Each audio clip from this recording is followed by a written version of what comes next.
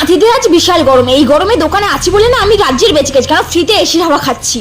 এসির হাওয়ার খেতে খেতে লক্ষ্য করলাম বাইরে কিছু একটা আসছে। আমি তাই দৌড়ে বাইরে চলে এলাম। বাইরে এসে দেখছি সংকীর্তন শোভাযাত্রা ইস্কন আউটপোস্ট কাঁথি একটা লোগো নিয়ে বেরিয়েছে সবাই, আর কত সুন্দরভাবে সবাই নাচ গান করছে। এখানে গানটা আমি অবশ্যই ডিলিট করে দিয়েছি, কারণ ওটা যদি থাকতো তাহলে এক্ষুনি কপিরাইট পড়ে যেত। আর এখানে এই আন্টিগুলো এত সুন্দর ড্যান্স করছে, শুধু আন্টি না আঙ্কেলগুলোও আছে, এত সুন্দর ড্যান্স করছে। আর সব কিছু এই কীর্তনের নাচ কি ভালো না লাগে বলো। আমি ভাবছিলাম কীর্তনের নাচে যোগ দেবো, কিন্তু আর দিতে পারলাম না যেহেতু আমি দোকানে আছি। আর সব থেকে টুইস্টের জিনিসটা কি আছে জানো?